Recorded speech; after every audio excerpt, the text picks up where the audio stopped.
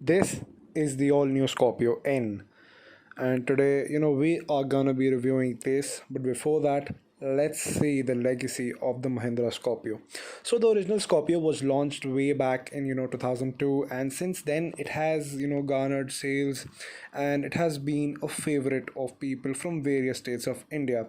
In fact, the Getaway, which is the pickup truck based version, on which the Getaway is based, is actually sold in a lot of markets abroad, and that is a popular product as well. But today, let's get back to the starting point, and that is the Scorpio N. Beginning with the design. So, the design, is more of an evolution, as you might say. The car has really, actually grown in dimensions a bit. And up front, you'd see two projector setup. Along with that, LED fog lamps down there, along with the DRL, which is placed on the fog lamp pinnacle. Then you've got this grille with vertical slats, typical Scorpio grille with the new Mahindra logo. It looks pretty nice as well. The lights, though, are all LEDs and have a good throw as well.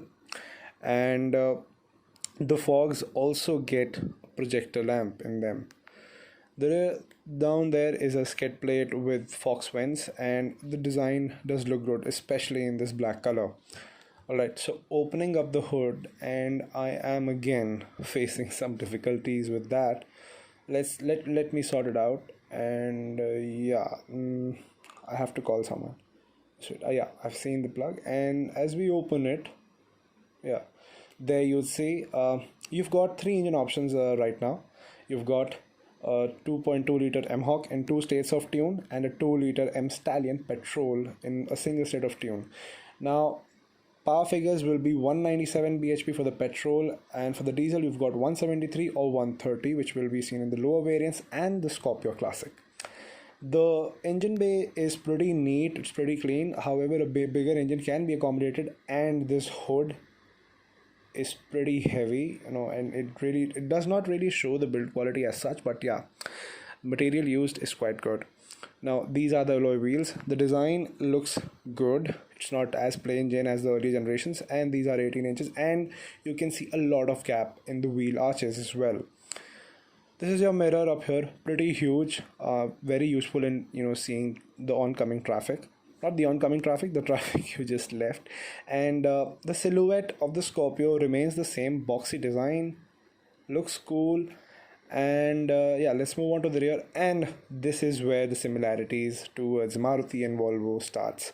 So we've got the XC20 and the XC10 from Maruti. This is the XC30, and after that, the real Volvo range starts.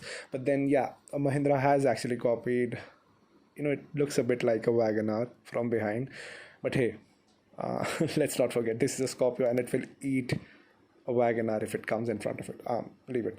Yeah, so you've got a handle to open the boot, and you can fold down the seats by pulling this plug right away. I'll fold it to you. I'll fold it to show you. Yeah, and you can lift the seat as well. One problem which I feel is that the seats are not split folding, so there might be some issues with the amount of stuff you can carry. You've got the lever to open the the spare wheel, from which is mounted below the car, and that way you can get it back. And now let's move on to the rear seats, because but this hinge is pretty difficult to operate in tight parking spaces, so that is what you'll have to manage. All right, so opening up the door of the Scorpio, you're greeted by a sea of brown and black and silver accents all around. And this is the window control, that is your bottle holder, which is pretty nice, because in the earlier Scorpio you couldn't actually access it as such. And to get to the third row, you can flip the seats, which is a pretty nifty feature.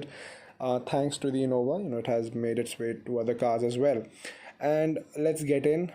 It will be pretty difficult, but hey, I do it for you guys.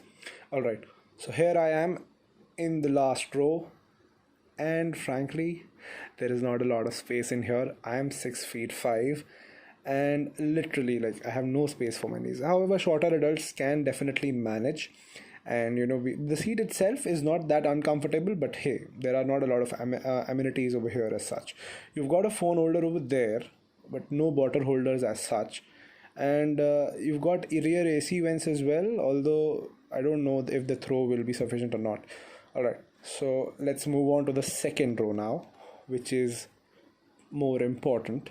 Yeah, so hopping in, you can definitely use the side step as the car is pretty tall, but I didn't feel the need to do because I'm tall again. Yeah, all right. So you get a 12-volt charging socket over there and a USB outlet as well. You've got rear AC vents, and the captain seats are pretty nice. You also get the option of a bench which you can opt in, but I feel that the captain seats would fare a bit better, because you've got individual space, and this is the light, and you've got grab rails to hold on to in case you start to drive spiritedly.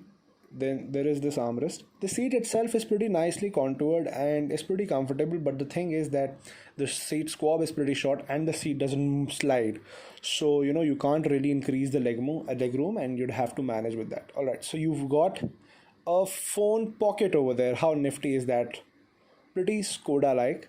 And yeah, space is a little bit tight over here, but you've got a lot of space, like to keep your stuff. But yeah, one thing, taller adults will find it difficult to sit over here. Yeah, so that is all about the rear. Let's move on to the front seats. These are your mirror controls. You can do everything you want to. The seats are electronically adjustable. However, to adjust the height, you need to move that lever. Otherwise, the rest of the things, you can slide and recline the seats by the buttons. The car's dashboard feels pretty nice, pretty decent. However, it still has that vertical, top-down feel to it, which is, of course, an SUV trait. You get the option of tilt and telescopic steering wheel as well, which is pretty nice. And this time around, although you're missing out on ADAS features, however, you still get in a lot of features, which is great. And you also there is your start stop button. This is the light controls. These are your controls for the infotainment system and hill descent control, the cruise control, and all that stuff. It is shaped like a toggle, so it looks pretty nice. Copied from the Mini Cooper. I don't know. The AC controls have been there on the the XUV 700. They have been carried over from the XUV 500. You also get a glass holder and the option to open the sunroof as well. And this is for light. You got a light and a mirror. You don't get a mirror but a ticket holder here, and that's pretty much it. The sunroof isn't really big, although it does fill in the cabin with a lot of light. So these are a few things. Nifty cup holders. The glove box again is pretty small and it has slots to keep your stuff, but yeah, really a bit impractical given the kind of car this is. This could really have been bigger. The rest of the things include the quality is okay this time around. The fit and finish is at par with its competition, because earlier on Mahindra and Tatas were rough around the edges, but they have really worked hard with this. My only complaint with the Scorpio is that there are still a few features which are lacking. But then again, if they would have given those features in this car as well, then the only thing which might have been a differentiator between the Scorpio and the XUV would have been the driving quality and all, and the Scorpio wouldn't have been priced lesser than the XUV. So that is what I feel. Alright, now coming to the drivetrain and the engines. Alright, so the Scorpio gets the option of 4-wheel drive as well as an automatic, which will be brought in at a later stage. Although through media drives, what I have seen from other videos is that the Scorpio is quite capable off the road, and it had I believe its credentials have improved given how the earlier Scorpio was. And so coupled with the low range gearbox, this car has no stopping, and this time around it's better to drive as well due to the engines, due to the tuning, and Mahindra has actually fine-tuned the car a lot, and this has been a great seller for Mahindra, along with the Bolero. They have been continuously selling ever since they have been launched, and it is a cash cow for Mahindra, and Mahindra doing so much on the car and improving it really shows their dedication towards the Indian market. Prices start from around 12 lakhs on road, and they are going up to 20 30 20 25 20 24 lakhs on the road, and which is pretty decent considering the size you get, considering the road presence.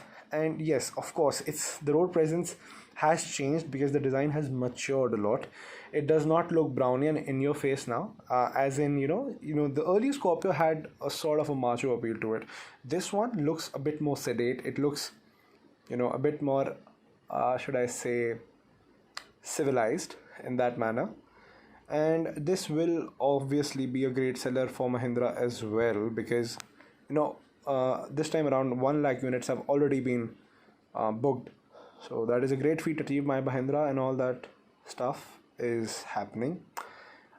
Be sure, like, I feel that the car will be available to us for driving, and at that time on this day, like when I was shooting, there was no car available, so I couldn't really drive the car and actually tell you how it feels. So that will be done at a later stage, but till then, do make sure to hit the like button and subscribe to my channel, because I know that I do delay my videos quite a bit, but then yeah, that delay is due to some work commitments and all, so do mind with that, do not mind with that, and I'll see you in the next vlog pretty soon.